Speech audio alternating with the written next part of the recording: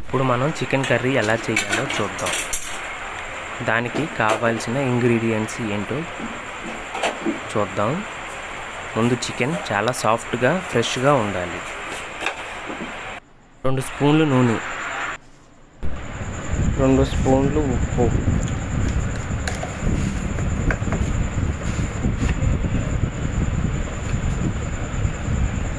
మనం 2 స్పూన్లు కారం వేసుకుందాం. మీకు ఎక్కువ కారం కావాలనిపిస్తే 4 స్పూన్లు వేసుకోండి. నాకు 1 స్పూన్ పసుపు, మీరు 2 స్పూన్లు వేసుకోవచ్చు. యాంటీబయోటిక్ పసుపు. అల్లం పేస్ట్ 2 స్పూన్లు,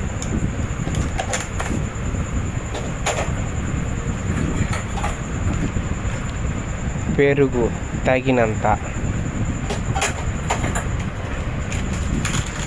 ధనియాల పౌడర్ 1 స్పూన్.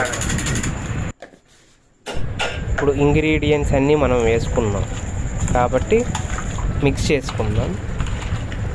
ముక్క బాగా పట్టాలి. మనం ఇంగ్రీడియంట్స్ అన్నీ ముక్కకు బాగా పడితే అంత రుచి వచ్చింది. కాబట్టి 1 గంట నానెయ్యాలి.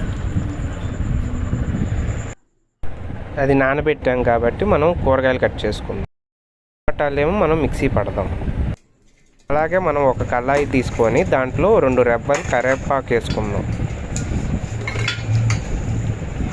అలాగే 1 స్పూన్ నూనె. మేము సన్ఫ్లవర్ వాడతాం. మీరేం వాడతారో కామెంట్ చేయండి.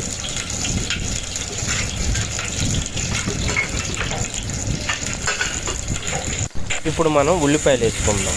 2 కాయలు కట్ చేసి వేసుకుందాం.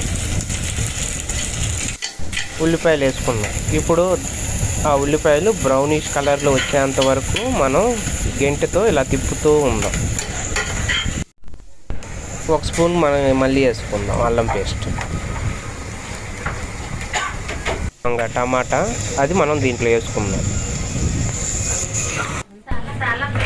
టమాటా మిక్స్ చేసుకుందాం. ఇప్పుడు మొత్తం మళ్ళీ టమాటా గిన్నెలో కొన్ని నీళ్ళు పోసుకొని మళ్ళీ పోసుకుందాం. దాంట్లో మిగిలిన పోసుకోండి. మా అమ్మ పని నుంచి వచ్చేసింది. మళ్ళీ నా టార్చర్ మొదలైపోయింది. మీ సంగతి ఎలా ఉందో, మీ అమ్మలతో మీ టార్చర్ ఎలా ఉందో కామెంట్ చేయండి. మూత తీసుకుందాం. ఒకసారి కలబెడదాం. మీకు గరం మసాలా కానీ చికెన్ మసాలా కానీ వేసుకోవాలనుకుంటే వేసుకోండి. మనం గంట క్రితం నానబెట్టుకున్నాం కదా చికెన్, అది ఇప్పుడు బయటికి తీయండి. ఒకసారి కలబెట్టి మళ్ళీ ఇంకా మనం చికెన్ అయి దాంట్లో వేసుకోవడానికి సిద్ధమైనట్టే. నేను తీస్తున్నాను. ఇప్పుడు మెల్లగా వేయండి. ఉంది కదా అని ఎక్కువ గట్టిగా వేసేయమాకండి. చిందుద్ది మీ మొహాన్ని మీదకి. జాగ్రత్తగా వేయండి. నేను వేస్తున్నాను కదా, అలాగే వేసేయండి.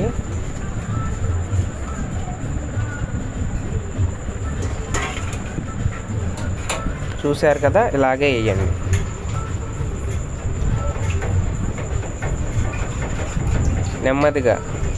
నెమ్మదిగానే చేయండి, కంగారు పడద్దు.